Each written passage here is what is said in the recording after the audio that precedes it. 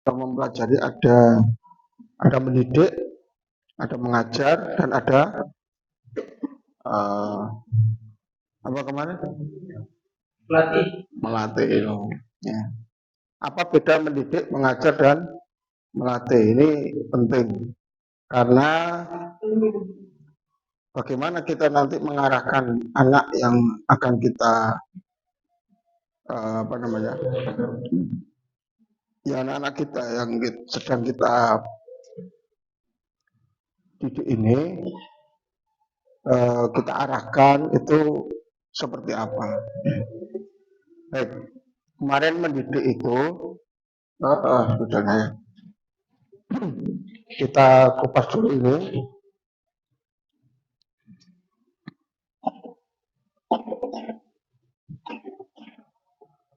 Mendidik, kemudian ini mengajar,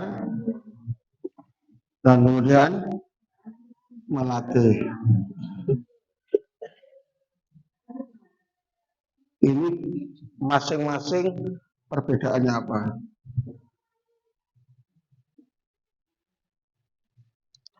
Ketika kita bisa lihat dari sudut pandang sasarannya atau ranah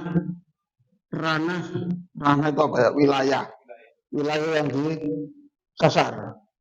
Ketika mendidik, ranah yang disasar itu adalah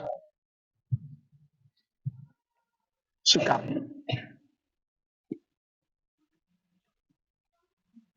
Sikap ini persoalan pilihan-pilihan. Nah, pilihan-pilihan, kemudian perilaku-perilaku, itu sikap. Kemudian berbeda dengan kalau mendidik itu sikap, kalau mengajar yang disasar adalah apa? Pengetahuan. Maka orang mengajar itu sekedar transfer pengetahuan saja. Pengetahuan ini kemudian dijadikan sikap atau dijadikan perilaku, itu lain urusannya. Ya. Itu masuk di sini. Kemudian kalau melatih, yang jadi sasarannya itu bukan sikap, bukan pengetahuan, tapi apa? Skill atau keterampilan. Atau boleh juga bahasa lainnya habit, kebiasaan. Ya. Nah, ini dilihat dari ranah yang disasar.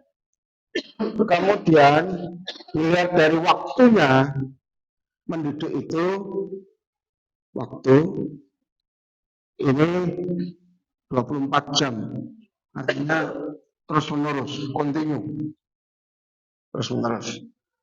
Kalau mengajar ini periodik, seperti sekolah itu ya, tiap hari Senin, tiap hari Selasa, begitu. Ini mengajar ini, periodik. Kalau melatih itu sifatnya temporal.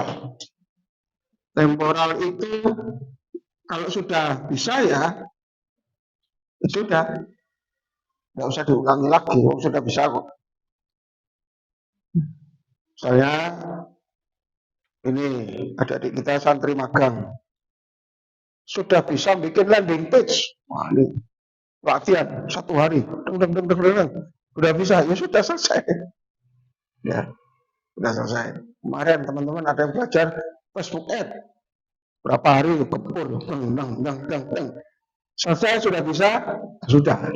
Nah, ini di sini bukan sasarannya keterampilan, bukan pengetahuan. Makanya kalau sekedar ikut training kemudian nggak dipraktekkan, ya percuma. Hilang, menguap.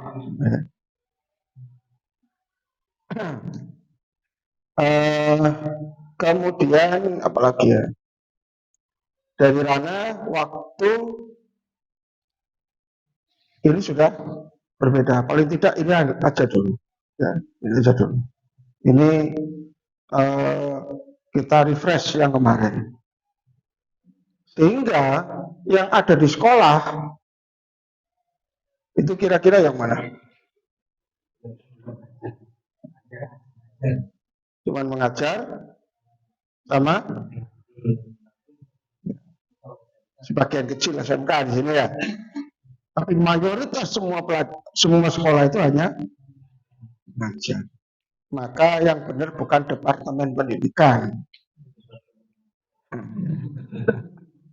Kementerian Pengajaran. Karena jauh dari mendidik. Loh, misalkan di sekolah itu juga diajarkan agama ya. Kan cuma 2 jam. Oh enggak lah. Di madrasah itu pelajarannya banyak. Ada fikih, ada akidah, akidah akhlak, fikih, terus apa lagi? SKI, sejarah apa? Kebudayaan Islam, apalagi Quran hadis, macam-macam lah. Bahkan di pondok juga lebih banyak lagi kitab ini kan gitu ya. Tapi keluar dari sekolah jilbabnya dilepas. Pulang dari pondok kerudungnya mundak. Ya, mundak maksudnya nyampe ke pundak begini.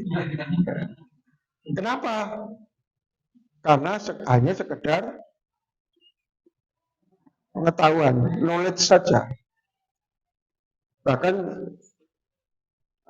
istri saya ini kan sospol.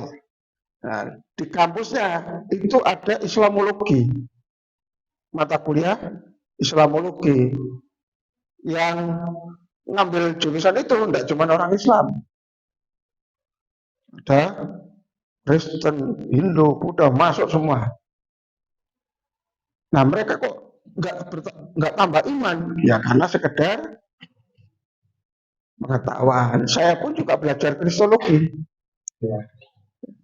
Oh, orang Katolik itu punya 12 kesaksian. Oh, saya tahu. Bedanya dengan Protestan apa? Saya tahu. Cara ibadahnya beda, iya, saya tahu. Tapi sekedar saya tahu, saya kan tidak ikut kemudian masuk Kristen. Nah, sekedar pengetahuan saja. Nah, paham ya? Nah, bagaimana kita membentuk karakter? Ya ini, sikap. Sikap ini adalah karakter. Sikap ini perilaku. Oh ya, dari yang ditransfer ini, yang ditransfer adalah transfer sikap, ini yang ditransfer ada transfer pengetahuan, ini yang ditransfer keterampilan. Dari orang yang bisa jadi, saya termasuk dulu tuh kalau saya suka ngelukis ya, suka ngelukis. Bikin bunga ya segini aja jadi bunga ya. Coret-coret aja ya. Ya, nah ini sketsa. Gampang bikin, cepet. Nah, pada waktu itu sikap saya semakin, apalagi kalau gambar orang, ya gambar orang semakin telanjang, semakin geli, ya gitu ya. Nah, seperti para artis ya, para artis maksudnya para seniman yang mengatakan, oh ini bukan pornografi, ini adalah seni. Nah, gitu. Awalnya saya punya pemahaman seperti itu, sehingga sikap saya gimana? Ya saya menghargai, oh ini seninya keren. Kita lihat seperti patung-patung yang di Italia itu ya, semua patungnya kan semi telanjang semua. Semakin menyerupai manusia, berarti semakin indah. Dalam seni rupa, seni lukis, juga demikian. Semakin realistis. Ya, jadi lukisan itu semakin kayak foto, semakin indah. Terutama kalau melukis potret manusia. Itu sikap saya dulu. Ketika saya sudah ikut ngaji, kemudian saya paham bahwa baik itu baik menurut Allah, Buruk itu buruk menurut Allah. Allah memberitahu, menggambar manusia, hewan, dan makhluk yang bernyawa itu buruk. Merubah langsung itu gimana? Oh ya, butuh waktu. Akal saya tahu, tapi masa sekedar tahu. Saya dituntut apa? Dituntut punya sikap. Sikapnya apa? Saya harus membenci itu. Yang awalnya saya suka. Lama-lama, gimana caranya supaya benci nih? Ketika sekarang, ya lihat seperti itu sudah tidak senang. Nah, bagaimana kok bisa berubah seperti itu? Nah, ini ya. Baik, ini sekedar intermezzo dulu. Nah, kita masuk ke bagian yang penting. Ini yang para pirsawannya ini tidak semuanya punya anak ya. Tapi insya Allah ke depan kan punya anak ya. Amin. Nah, kalau punya anak sudah punya bekal kan ini ya. Sebab jangan sampai melakukan sesuatu nggak ngerti ilmunya. Bahaya itu. Baik ya. Mungkin sebagian dari antum sudah paham materi ini, tapi sekarang kita pertajam lagi.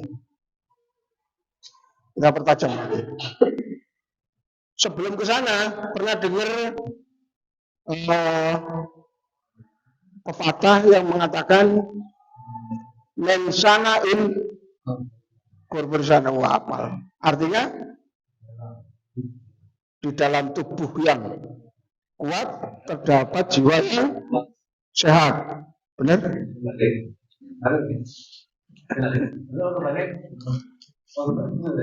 Benar apa maksudnya?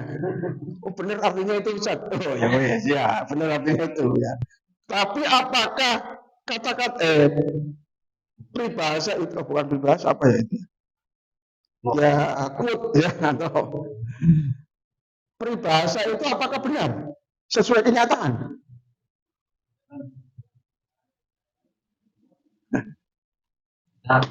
Benar. Ada nggak orang yang memang badannya kuat, jiwanya stres? Ada nggak? Ada. Banyak. Berarti kata-kata itu sesuai dengan kenyataan nggak? Enggak. Sesuatu yang tidak sesuai dengan kenyataan itu benar atau salah? Antum harus ngerti definisi benar dulu. Benar itu apa?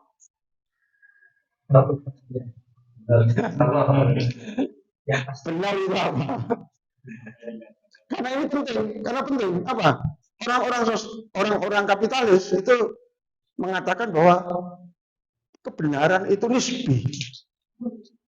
Pernah dengar ya? Ini benar kan cari ini. Wah, gitu. Saya nggak dengar seperti ini. Terus ngukurnya gimana kan gitu? Harus ada kata sepakat kebenaran mutlak. Benar yang siapapun orangnya akan mengatakan itu benar. 1 tambah 1 sama dengan 10. Benar apa salah? Ada yang ngomong salah, ada yang ngomong benar.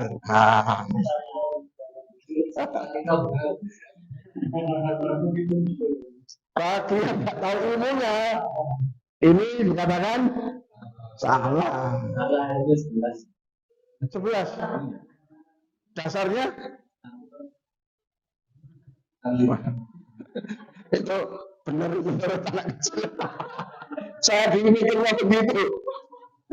Kelas 1 SD itu 1 tambah 1 ya 11 bu. Karena dianggap kayak korek ya. 1. Baik.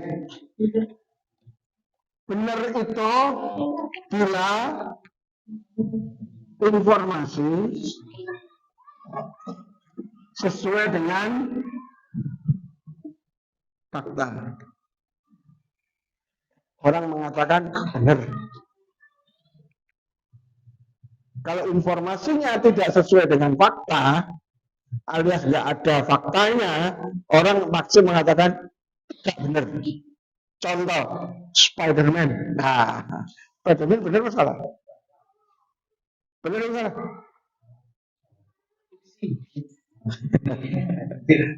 Kata orang Arab, khoyalun. Bahasa Arab itu ya, khoyalun. Nggak ada itu. Nggak benar itu. Masa ada orang bisa merayap? Dari mana? Faktanya nggak ada. Katut kocok. Kalau ngomong Superman impor ya, harus Cina budaya dalam negeri, katut kocok. Benar nggak katut kocok itu? Ada? Nggak ada. 1+1 sama dengan 2. Benar nggak ini? Ya. Coba kita tes. Ini kan baru informasi. Faktanya kita lihat. Ada foto 1 ditambah foto 1. Berapa ini? Benar? Benar. Siapapun orangnya akan mengatakan ini. Dia tidak peduli orang komunis, tidak peduli orang kapitalis, tidak peduli orang Islam. Mau orang Lombok, mau orang Madura, mau orang Jawa, ngomongnya 1+1 sama dengan 2. Ini benar mutlak. Kalau informasi dan faktanya nyambung, orang bisa paham. Oh, ini insya Allah sudah sering kita kaji ya. Beginilah cara kerja otak manusia. Dia tidak akan bisa memahami sesuatu yang tidak ada faktanya. Atau ada fakta, tidak ada informasinya, tidak paham juga. Coba misalnya, miringan semua. Tidak pernah ditunjukkan gambarnya, tidak pernah ditunjukkan filmnya, kemudian coba kamu cari amuba. Amuba itu apa? Cari amuba itu hewan yang tidak punya bentuk. Bingung gambarnya, bukan punya bentuk itu. Apa kayak aneh begitu ya kan? Karena cuma informasi. Faktanya nggak pernah ketemu, ya tidak bisa. Atau ketemu amuba, tapi nggak pernah diajari. Ini hewan apa ini kan ini ya? Paham nggak? Kok bisa tahu? Nggak tahu. Pasti ketemu sesuatu yang aneh dan tidak ada informasi. Kita pasti aneh nih kan gitu ya. Contoh lah misalnya antum nggak pernah ngerti informasi jin misalnya. Jadi orang luar negeri baru datang ke Indonesia. Yes. Disambut udah lumping. Harus makan apa yang kita katakan? Amazing, nah itu, wonderful, crazy apa lagi? Tidak masuk akal kan itu ya? Kenapa? Karena nggak ada informasi. Nah kalau orang Islam lihat yang makan bukan dia itu, kan gitu ya? Kenapa? Karena kita sudah tahu ilmunya. Mungkin orang Barat tadi sudah masuk akal ini, kok bisa? Paham ya? Nah, maka supaya bisa paham itu harus ada faktanya, harus ada informasinya.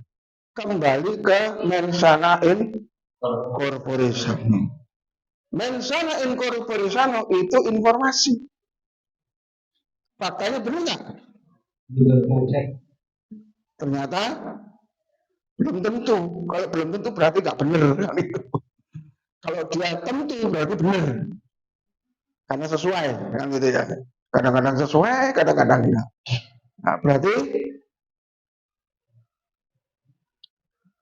mensana in corpore sano itu omong kosong. Kenapa kok sampai muncul itu? Ya karena dia penginderanya nggak benar, penginderanya kurang. Nah, artinya apa? Kita ini selama ini diajari bahwa manusia itu terdiri dari jasmani dan rohani, kan gitu ya. Oke, benarkah manusia itu hanya terdiri dari jasmani dan rohani? Sekarang kalau kita ngomong nyawa itu termasuk jasmani atau rohani? Rohani, oke. Nyawa ini termasuk rohani. Oh, nafsu. Nafsu termasuk jasmani atau rohani?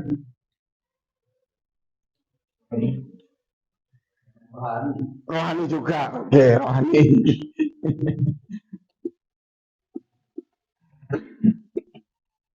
Akal ada nggak akal itu? Ada. Termasuk jasmani atau rohani? Rohani lagi ya.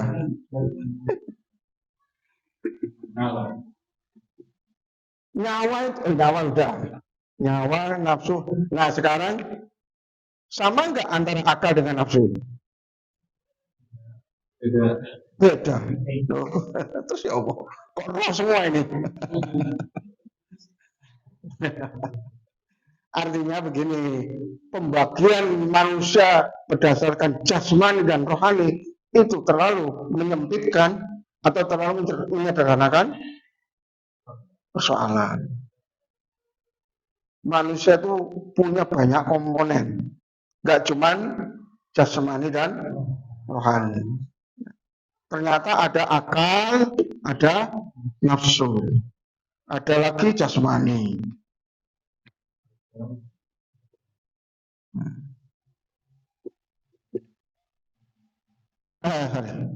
Perasaan. Ada perasaan nggak? Nah, perasaan masuk ke mana? Roh lagi ya.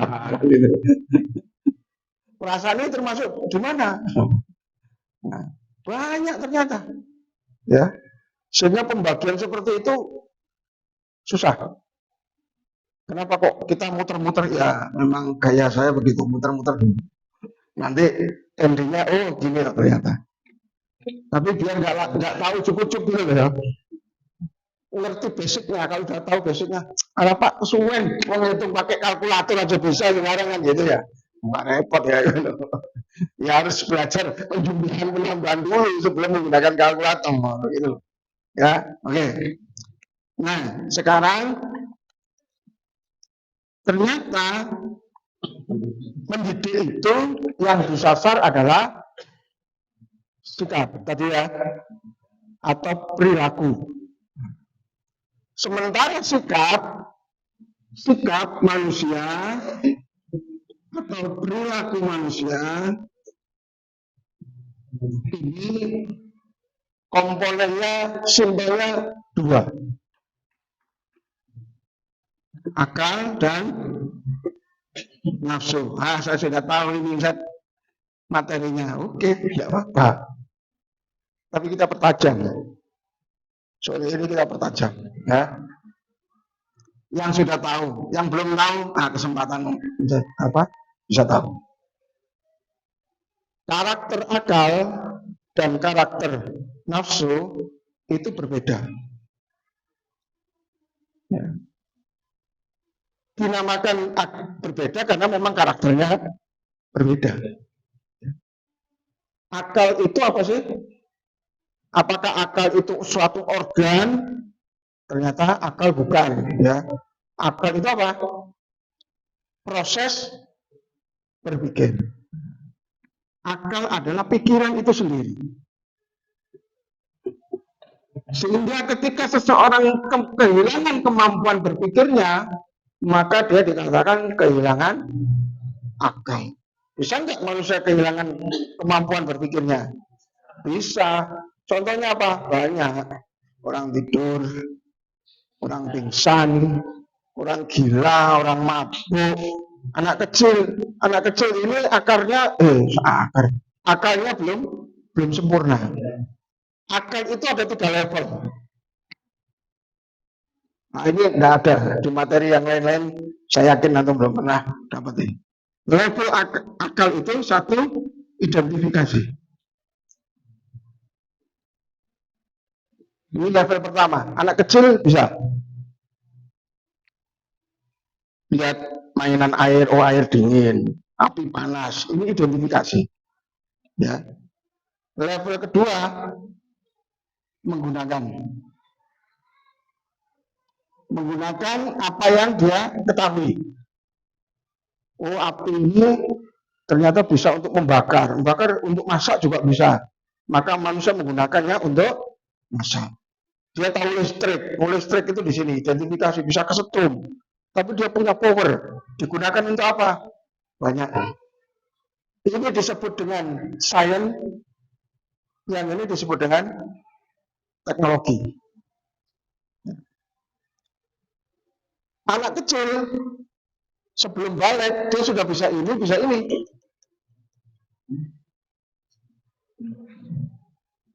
Baru dikatakan sempurna bila dia bisa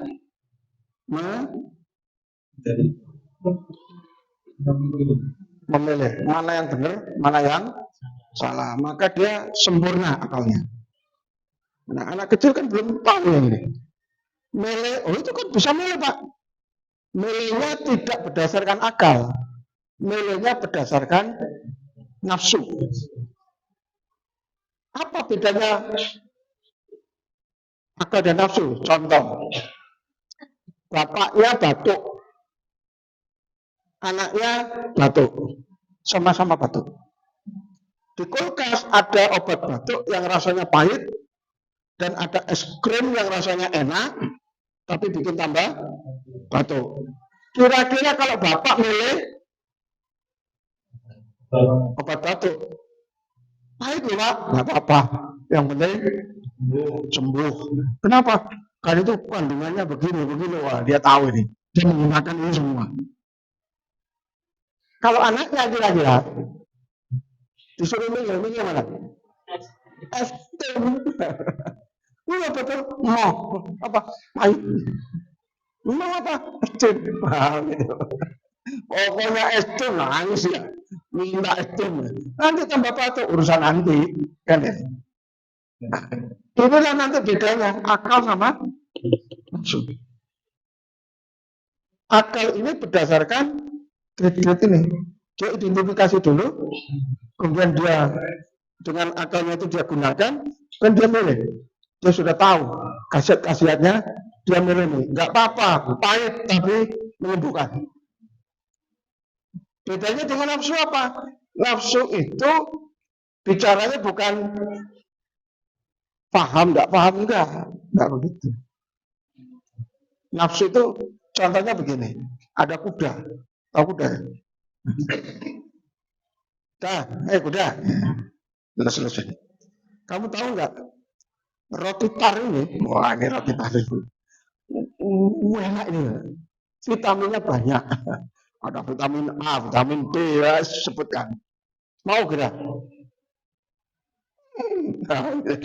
Nah, coba dulu. Kuda akan nyoba itu awal-awal. Dimakan. Menurut struktur air liurnya tidak cocok. Tidak mau kudanya. Nggak enak. Ini banyak vitamin. Tidak mau. Kira-kira kalau ketemu rotar lagi kuda mau enggak? Enggak mau dia. Karena ini sudah tahu, enggak enak. Dalam bentuk yang lebih kompleks, ini jadi skripsi saya. Skripsi saya dulu, perilaku makan orang hutan di kebun binatang Surabaya. Saya ingin memecahkan jawaban orang hutan itu, kalau dilempar makanan, dia ngerayu nggak bisa, dia ambil kayu itu, dikotek. Kena udah deket dia ambil. Pakai akal apa pakai nafsu?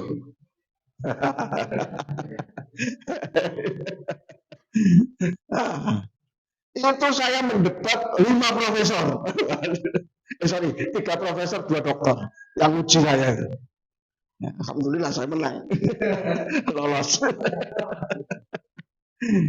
Tikus itu kalau mau ngambil apa? Telur, satu temennya tidur. Begini ya tikus ya. Begini. Begini. Bapak telur dia. Terlentang. Buntutnya ditarik temennya. Begini. Temennya ini ya. Tarik. Pakai akal apa pakai nafsu? Wah, ini kalau kita nggak punya dasar yang kuat, inilah bukti evolusi. Wah, gitu. Simpangsu itu punya IQ yang mendekati manusia. Kemarin.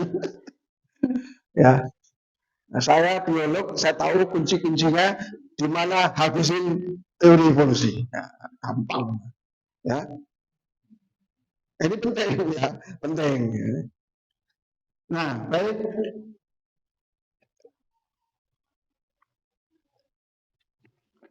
Hewan bisa identifikasi. Hewan juga bisa menggunakan. Contohnya kayak tadi itu, ambil kayu gini. Tapi hewan tidak bisa memilih mana yang baik, mana yang buruk. Mentok udah. Hewan yang paling canggih pun cuman sampai di nomor 2. Mesin itu juga bisa identifikasi. Komputer bisa nggak mengidentifikasi? Bisa, scan gitu ya. Mesin bisa. Menggunakan, bisa nggak? Bisa. Dia dengan program yang ada, dia bisa itu. Tapi memutuskan ini di save atau tidak, mesin tidak bisa. Tetap itu manusia. Paham ya? Nah, ini akal dan nafsu. Saya menjelaskan akal saja dulu. Pikiran itu urusannya adalah paham, tidak paham. Supaya paham, komponennya 2. Ada informasi, ada fakta. Ini kalau nggak ada 2 ini, pikiran orang nggak akan jalan. Kalaupun jalan itu ngawur. Nah, berarti kadang-kadang tipis manusia itu. Dia memutuskan pakai akalnya atau pakai nafsunya itu tipis.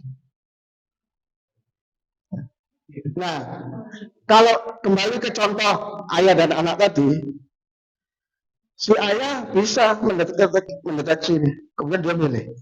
Kalau si anak enggak. Si anak itu kita masuk ke nafsu. Nafsu itu seperti kuda tadi, urusannya adalah enak atau tidak enak. Biasa atau tidak biasa aja.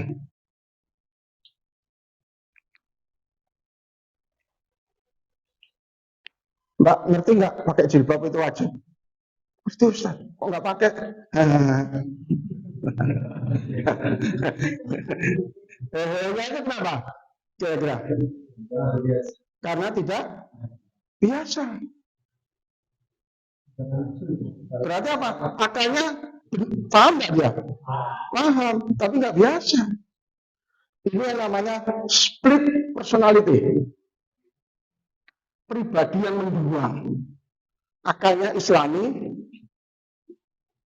tapi nafsunya tidak Islami. Kenapa? Tidak biasa. Paham ya? Bisa nggak kebalik? Bisa nggak kebalik? Nafsianya Islami, tapi akalnya enggak. Bisa nggak? Bisa. Contohnya apa? Pakai kerudung ya. Begitu ditanya, kenapa Mbak pakai? Dari kecil ya begini ini Mas. Udah kebiasaan begini, nggak enak nggak pakai kerudung. Ada nggak orang kayak gitu? Yang benar bagaimana? Ini dia tahu dan dia terbiasa.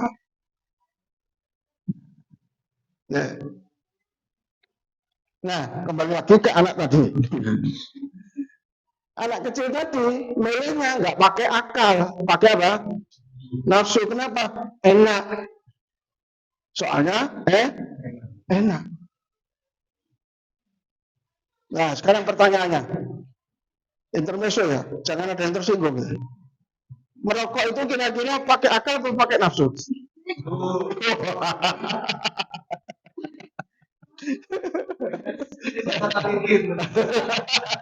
Sorry. Ini kajian ilmiah ya. Kajian ilmiah ya.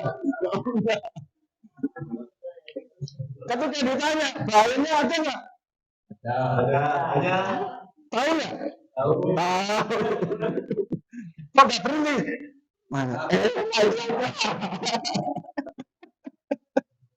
Mana enak? Nah, begitu. Ini kunci Ustaz sekalian ya.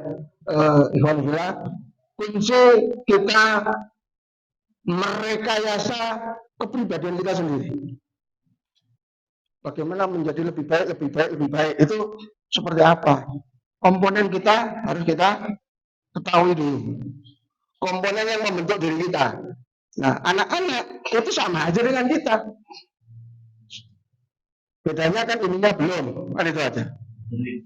Apa bedanya anak kuda dengan kuda? Anak kuda yang kuda, yang kuda. Ya, oke. Nah, setelah saya diskusikan, nggak ada yang bisa jawab itu. Iya, Ustaz, benar. Kenapa? Ya, gimana ya? Oke. Tapi, ya, itu diskusi ilmiah. Ya. Bukan bermaksud menyinggung. Ya. Kita kajian ilmiah saja. Oke. Terus, bagaimana nanti? Nanti setelah ini. Oke. Akal urusannya benar, paham, tidak paham. Supaya paham itu harus ada informasi dan ada fakta. Jadi anak-anak ini jangan hanya dikasih info, tapi juga dikasih contoh. Begitu. Bapaknya ngelarang ngerokok. Gak usah ngerokok. Dia sendiri ngerokok. Wah, ini lebih. Anak nggak paham. Maksudnya gimana? Maksudnya begitu. Maksudnya gimana? Nah, kalau kita menginginkan anak-anak kita baik, berarti kita harus kasih contoh yang baik. Biar kita nggak diprotes sama anak-anak kita. Sholat jamaah, bapak ibu masih di rumah ya, nggak iso. Ya, ini karakter pikiran. Karakter akal bagaimana? Akal itu tadi bicaranya enak, tidak enak. Biasa, tidak biasa. Bisa nggak nafsu ini berubah? Bisa. Untuk mengubah nafsu ini, kuncinya cuma satu apa? Biasakan. Contoh, apapun yang termasuk nafsu, itu nanti bisa dibiasakan. Contoh, satu Ramadan. Begitu satu Ramadan, kira-kira gimana? Lemas sesat. Perei apa? Kenapa? Puasa hari pertama. Lemes. Begitu sudah satu Syawal. Habis sholat, saya makan. Nanti dulu. Wah, kayak deh. Kenapa? Gak biasa. Iya. Karena sudah nggak biasa sarapan sebulan penuh. Bisa berubah ternyata. Nah, saya punya dosen, dia kuliah di Amerika. Amerika itu selisihnya 12 jam. Jadi dia berangkat jam 9 siang, sampai di sana masih 9 siang. Karena 12 jam ya. Nah, di Indonesia sudah 9 malam. Yang misalnya 9 siang. Akibatnya apa? Walaupun di sana jam 9 siang, dia bioritmiknya masih ikut jam Indonesia. Akhirnya apa? Waktunya orang kerja dia malah tidur, ngantuk. Setelah 3 tahun kuliah di sana, S3, pulang ke Indonesia, waktunya ngajar, ngantuk ya. Saya masih ngantuk ini, karena awal-awal ngajar itu. Tapi lama-lama ya biasa. Ya. Nah sekarang Bagaimana cara membiasakan? Cara membiasakan berarti gimana? Dipaksa.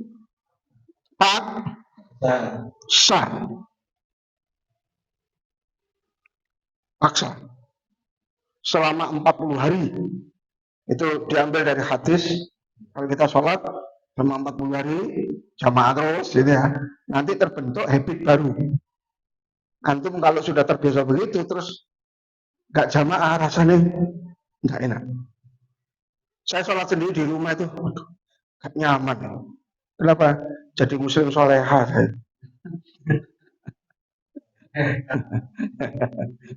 Ya kalau muslim itu ya yang soleh ya, jangan muslim soleha gitu. Gak enak sholat di rumah. Kenapa? Karena sudah terbiasa di masjid, gak nyaman katanya. Nah, di kampung di rumah saya itu kalau zuhur asar itu tidak ada jamaah itu. Bingung sholat nenek oma gak enak. Baik, terus apalagi untuk supaya kita ini dipaksa atau terpaksa, berarti harus ada sistem yang memaksa atau lingkungan, bahasanya bukan memaksa lah, sistem yang mendukung. Nah, gitu. Kalau memaksa itu kan image-nya jelek ya. Nah, sistem ini apa? Komunitas. Komunitas ini bahasa Arabnya apa? Jamaah. Makanya Islam laisa Islama illa bil jamaah. Tidak ada Islam tanpa berjamaah. Kalau kita berislam tanpa ada komunitas yang mendukung kita, berat. Nah, gini-gini kan kita bikin komunitas, iya kan? Ada yang mengingatkan, ada yang salah ya di non gitu ya. Watawasow bil haq, watawasow bis sabr. Enak nggak hidup di komunitas kayak begini? Enak. Salah kalau segiling loh, alhamdulillah. Berarti mereka masih sayang. Nek hidup umbar-umbaran, salah kalau segiling loh, enak nggak? Nggak enak.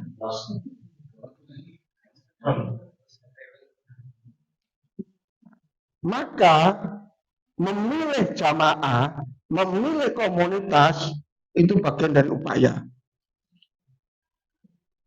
Rasulullah SAW bersabda, kalau kalian kepingin tahu siapa orang itu, maka lihatlah temannya.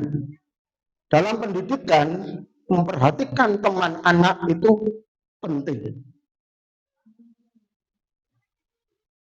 Saya yang pertemuan kemarin, saya selektif banget milih temannya anak-anak itu. Raiso, siapa koncomu? Sholat enggak? Sholat ini di jamaah enggak? Penting. Selain itu anak kita bekali. Milihlah teman yang mengajak ke surga. Jangan milih teman yang mengajak ke neraka. Standarnya di sini kita tancapkan di sini. Sehingga anak-anak kita itu tahu milih, oh ini teman nggak benar nih, nggak usah. Nah, kalau sudah ngajak-ngajak tawuran, ngajak-ngajak nggak benar, udah ganti teman. Gak usah takut ditinggal teman. Kenapa? Kamu ditinggal satu teman, kamu akan mendapatkan teman yang baru. Itu proses saya hijrah dulu begitu. Saya takut awalnya ditinggal teman-teman ngeband ya aku maker seniman gambar pakai anting rambut segini aku ya opo begitu saya pikir peduli amat saya. Kenapa? Monggo. Peduli amat kenapa? Kalau saya ditinggal teman-teman yang lama, kalau saya ditinggal teman-teman saya yang lama, pasti saya dapat teman-teman yang baru. Hidup adalah pilihan. Life is choice. Hidup adalah pilihan. Termasuk pilihan-pilihan kita itu adalah memilih teman. Nah, karena anak-anak kita ini yang belum paham ya, berarti gimana? Kita yang milihkan teman, diarahkan, dipilihkan teman, dikontrol. Sopo konjomu, merokok pun enggak, kan gitu. Karena bahaya apa? Ini dari teman. Ini dari teman. Bisa jadi dia sudah tahu ini salah, tapi teman-temannya ngojok-ngojoki. Wah, saya lali. Saya dulu SMP itu kalau berangkat sekolah bawanya apa? Gear. Tahu gear? Gear sepeda tuh. Tawuran. Kenapa? SMP saya SMP rotok nggak boleh itu. Nggak usah tak sebutkan ya sebenarnya. Itu kalau siapa yang bisa paling berani tawuran, paling jago, nah begitu. Di komunitas itu muncul nilai baik dan buruk. Kan gitu ya. Siapa yang bisa gaya cewek paling banyak, paling jago, kan gitu. Ini ngapunten, detik-detik menjelang hijrah juga begitu dulu saya. Waktu awal-awal kuliah itu. Taruhan, ayo siapa yang bisa bonceng ini, dengan menang begitu. Buaya kan ya. Begitu berhasil, lewat kos-kosan temen yang ajak taruhan itu, layar, weng, weng, weng. Bangga gitu. Kenapa? Komunitas menghendaki begitu. Begitu saya ngetik goblok juga, kenapa mau ikut? Dulu itu dianggap kebanggaan. Tapi begitu saya hijrah, melihat itu saya jadi malu. Ukurannya sudah berubah. Kenapa? Karena teman. Saya dulu merokok. Merokok sejak saya gabung HMI.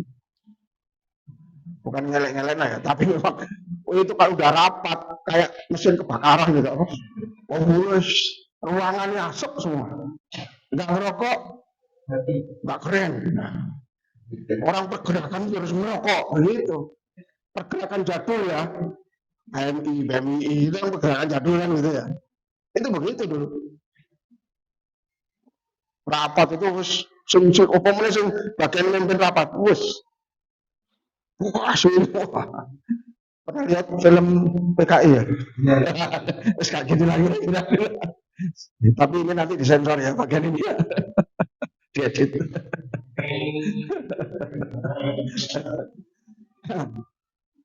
Nah, begitu saya tahu, saya resah. Ini katanya dakwah, kok begini, laki perempuan campur, terus sesama organisasi mahasiswa Islam berantem, nggak nyaman mas. Enggak. Kayaknya Rasul nggak ngajarin gini. Kemudian saya ketemu dengan teman-teman lembaga dakwah kampus itu. Mukanya sejuk, kalau salaman itu nggak ada tuh salaman. Oh ini nggak ada. Ya salaman gini aja. Gak mantep lah kalau salaman itu ya. Tapi ini teman-teman LDK itu lembaga dakwah kamu. Gimana kabarnya? Wah, beda. Salamannya aja beda ini, gitu loh. Di sini tuh senang.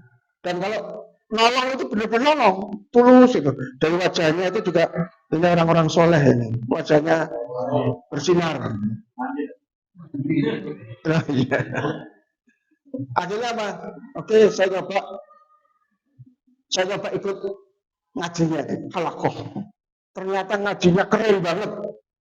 Pertama kali saya ikut kajian halakoh itu, kagetnya luar biasa. Seumur-umur. Baru kali ini ngaji sistem moneter dalam Islam. Nggak ada ngaji kayak begini. Kan saya tahunya tuh wudhu itu ya. Kunut nggak kunut, ya di pondok saya juga sudah ngaji kayak begitu. Begitu kajian sistem moneter dalam Islam. Sistem moneter harus dirham. Nah, sistem makronya berbasis baitul mal. Langsung duduk tenang sih begini. besok kapan ngaji lagi ya begitu. Akhirnya saya mulai aktif itu. Nah, alhamdulillah dari situ saya nemu teman-teman yang ini berbeda sekali gitu loh. Berbeda sekali, mereka ngomong berjuang Islam ya Islam beneran, dengan menghindari konflik dengan organisasi lain. Ini yang saya cari. Dan mereka semuanya tidak ngerokok. Yang ngerokok cuma 3 orang. Akhirnya 3 orang ini jadi minoritas. Akhirnya lama-lama tidak ngerokok juga. Kenapa? Oh, waktu saya ngerokok ini teman-teman gak ada ngerokok. Enak mati kan. Mau ngerokok lagi. Lama-lama Pak, saya nggak merokok. Bisa. Jadi kesimpulannya apa?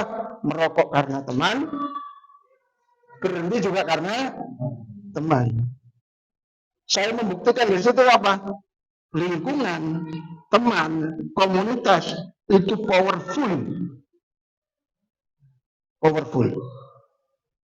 Makanya di asrama itu ya, di Al-Quran ini membentuk lingkungan. Ada aturan-aturan yang apa? Memaksa masuk surga. Mau nggak dipaksa masuk surga? Pernah saya ceritakan ya kemarin ya? Orang yang terpaksa masuk surga. Belum.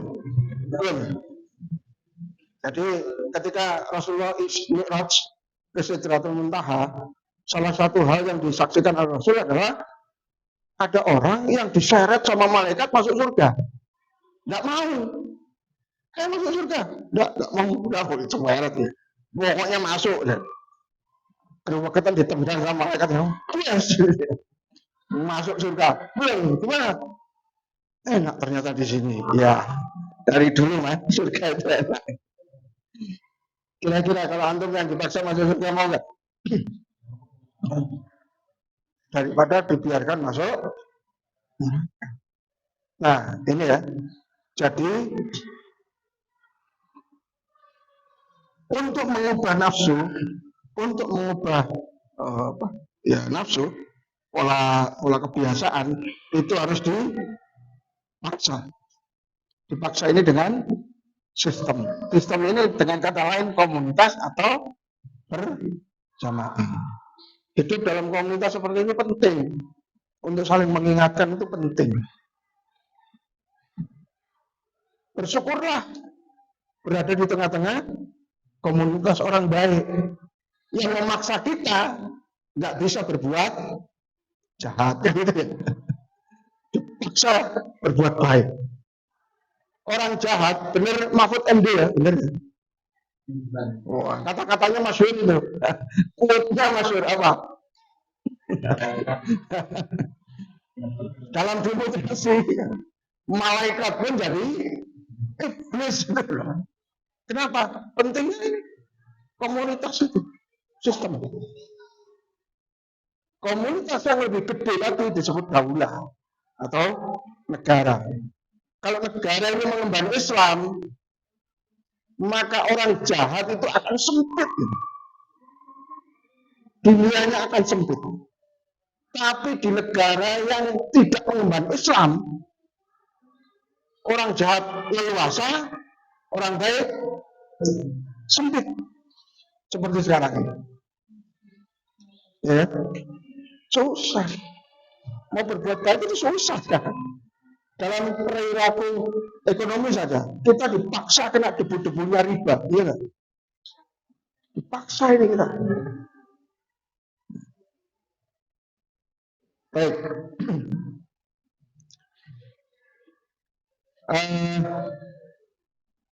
Oke, kita kembali ke pendidikan anak. Sikap itu ternyata dibangun dari apa? Pemahaman dan apa ini? Pembiasaan. Pembiasaan ini disebut dengan melatih, ya kan ya? Ini disebut dengan ngajar. Di sekolah hanya mengajar. Tapi pembiasaan-pembiasaan sangat jarang. Kalaupun ada pembiasaan, tidak berhubungan dengan pengajaran. Maka mendidik anak itu adalah gampang. Passwordnya apa? Paham kan? Biasakan. Apa? Paham kan? Biasakan. Ayo diulangi lagi. Paham kan? Biasakan. Kunci mendidik anak itu cuma itu. Paham kan? Biasakan. Biasakan? Paham kan? Suara balik lah. Kenapa anak segini dibiasakan sholat? Apakah dia paham? Nggak paham. Biasakan aja. Pokoknya golong masjid terus. Umur 10 baru boleh dipukul kalau dia nggak mau. Dipukul kenapa? Karena yang di treatment ini. Kalau saya nggak ini nanti saya dimarahi. Takut dia. Lama-lama biasa. Kan gitu ya. Tapi jangan berhenti sampai di sini. Ini juga dipahamkan. Begitu anak ini akalnya sudah mulai paham, mulai berkembang, dipahamkan. Sehingga apa? Kebiasaan-kebiasaannya itu dia paham dasarnya apa. Dan apa yang dia pahami, dia sudah terbiasa. Didik itu kuncinya apa? Paham kan? Biasa. Simple. Tapi untuk mendapatkan kata kunci paham kan? Biasakan, saya harus mengurai panjang lebar dulu. Ya, nggak ujuk-ujuk pokoknya gunakan kalkulator kan gitu ya. Harus diajari perjumlahan dulu, pengurangan dulu. Baik, ada yang tanya? Wah. Alhamdulillah.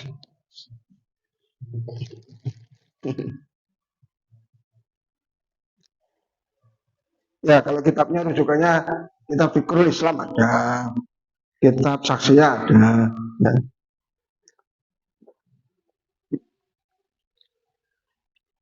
Kalau mau lebih dalam lagi ada At-Tafkir sama Suratul Fatihah itu ada semua.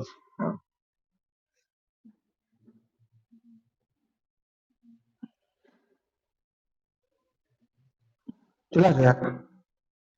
Alhamdulillah, tapi nggak usah jawab ya. Cerdas.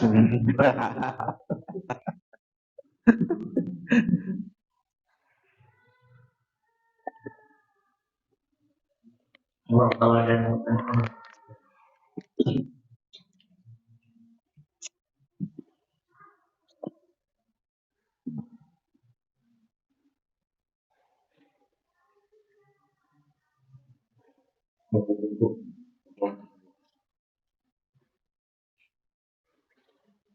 Saya mendidik anak-anak saya polanya cuma ini aja.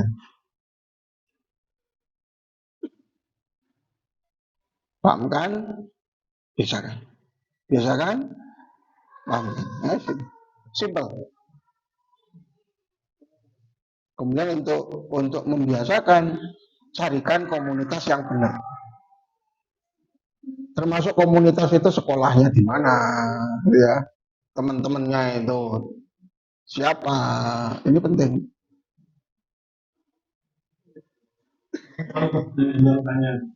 Ya. Kalau dibiasakan itu sulit untuk awal munasibnya itu. Umur berapa itu, Sa? Umur 11. Umur 11. Umur 11. Jadi gini, tidak semua umur treatmentnya sama.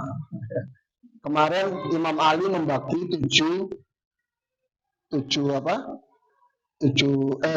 membagi 3 bagian per 7 tahun. Usia 0 sampai usia 7 itu jadikan dia sebagai raja.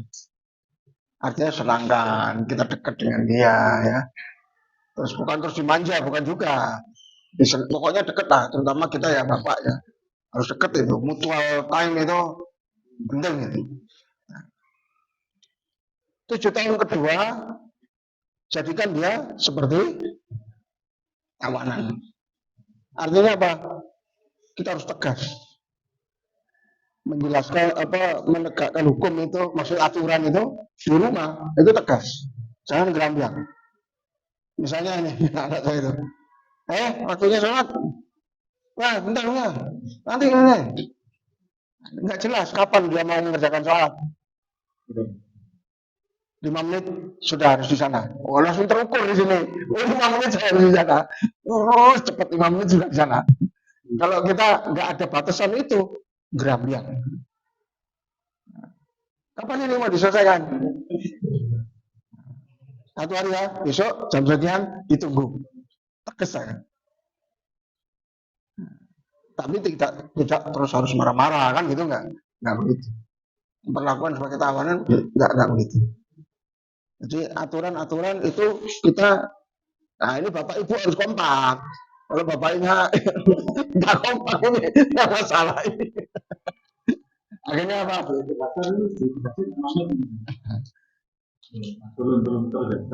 Ya, itu bisa jadi kita tegas. Tegas saja. Nggak bisa, harus begini. Anak-anak saya itu kalau minta handphone, saya membedakan antara butuh sama ingin. Kamu butuh apa ingin? Butuh juga. Presentasi dulu. Antum ingin, situ kamu cuma ingin, nggak usah tegas ya. Enggak. Nah, begitu. Itu loh, Pak, ada edaran dari sekolah untuk ini. Oh ya, butuh dia. Ya, kalau saya belikan. Adiknya protes, nggak bisa. Kalau sudah seperti Mas, dibelikan. Begitu. Kadang-kadang kita kan nggak tego ya. Nah, itu harus ini demi mereka sendiri. Kadang-kadang ketidaktegaan kita itu ya berbahaya. Ya. Kan anak itu kadang-kadang untuk biar dia bisa jalan sendiri kan kadang-kadang harus dilepas. Kejaduk-jaduk resiko, apalagi kalau anak laki-laki kan gitu. Kadang-kadang kan kita berbeda ya kalau anak laki-laki ya. Laki-laki nggak boleh dia bangun lagi, nggak boleh nangis ya. Nah, itu contoh. Terus berarti 0 sampai 7, terus 8 sampai 14 itu perlakuan sebagai tawanan. Maksudnya itu seperti itu, kita tegas. Nah, setelah 15 sampai 21 itu perlakukan sebagai teman. Nah, anak umur sekian nggak bisa dipukul, nggak boleh, dilawan sama ya.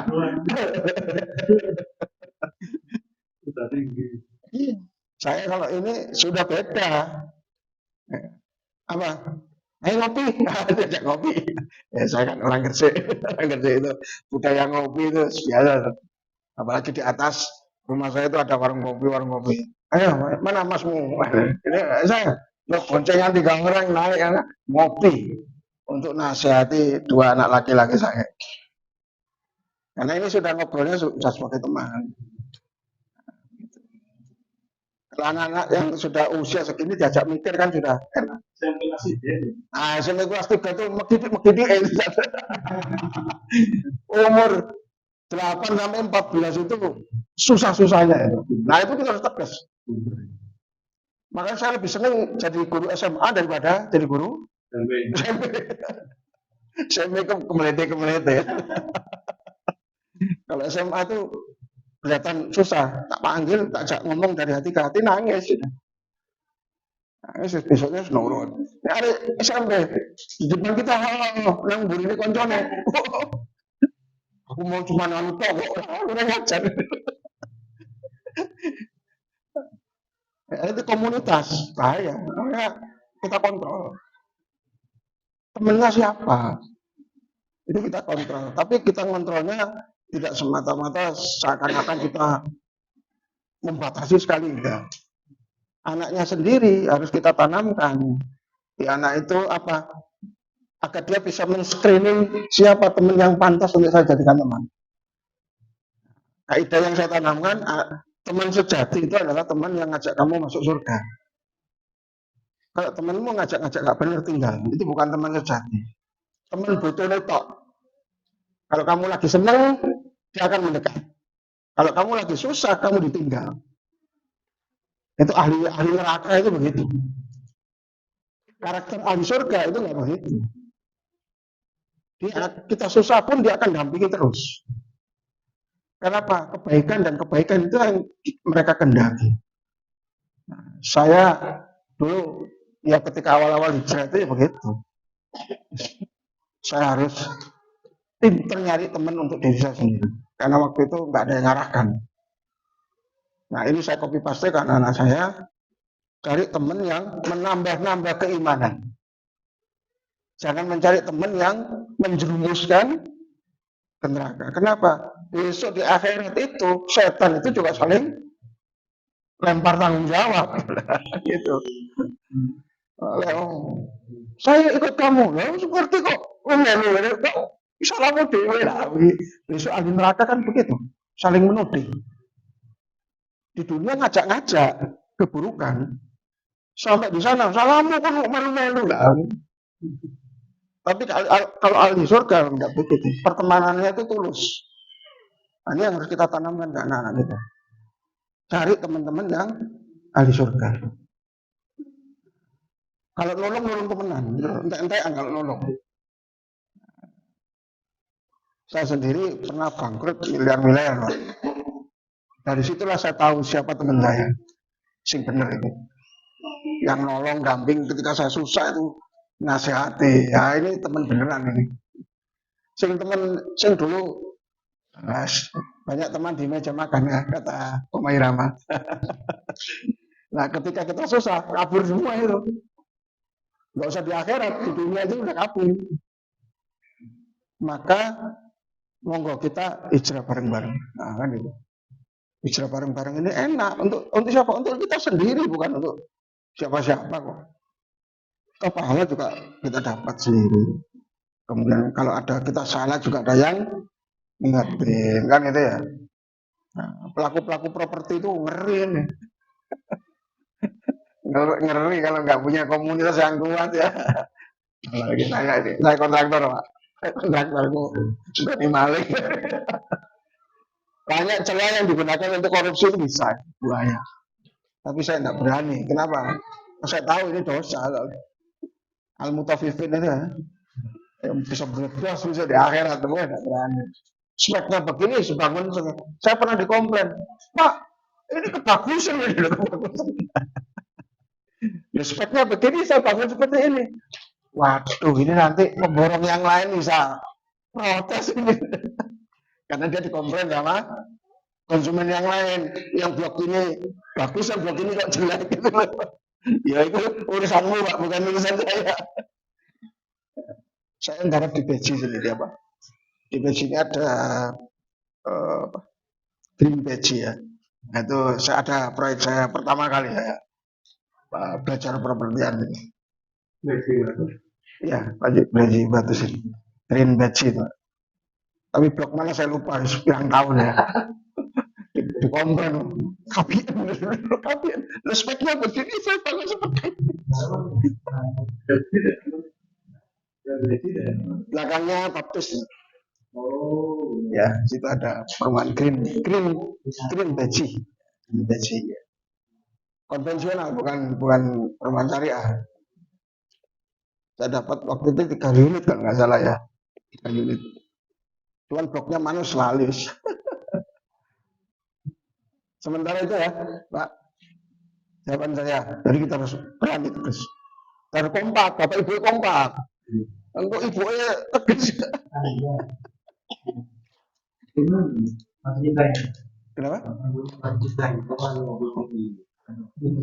Saya rumah Temas ini Pak. Temas foto. Temas juga ini. Iya. Alfamart. Sama. Boleh. Kenapa? Kaplingan de bambu. Oh, de bambu. Ya. baru sih 1 tahun di situ. 1 tahun, 1 tahun lebih dikit. Dan apa bawahnya di sini ya Ya. sama gitu sama yang ini gitu Ya. iya iya betul Baik, monggo apa sih? jangan kalau ada yang ditanyakan tapi ceritanya terputus lah yang mobil itu yang pakai nampilnya pakai kayu itu kan belum apa pakai Oh, itu belum penasaran. dan terus disertasi Ya. skripsi Skripsi, oh, disertasi ketinggian. Itu ternyata kuncinya dia pernah melakukan itu dan berhasil. Kan enak tidak enak, puas tidak puas, senang tidak senang, itu nafsu. Kalau dia pernah melakukan itu kemudian berhasil, ya diulangi lagi begitu. Padahal di situ ada kayu, ada yang lain, ada tali, ada dia nggak gunakan yang lain-lain. Taunya kayu, ya udah kayu itu aja pokoknya. Berarti itu apa? Itu tetap nafsu, bukan apa? Bukan akal. Karena akal itu memilih ini benar apa salah. Kalau monyet kan nggak ngerti ini halal atau haram. Dia tahu begini, tapi kayak siapa karena mau gitu. Termasuk teknis ini nafsu, bentuk nafsu. Nafsu yang agak kompleks. Intinya nafsu itu biasa, nggak biasa. Kalau dia sudah pernah sekali berhasil, enak, dilakukan lagi. Itu nafsu itu begitu. Jadi nggak pakai mikir, enak dilakoni, enak ditinggal dulu.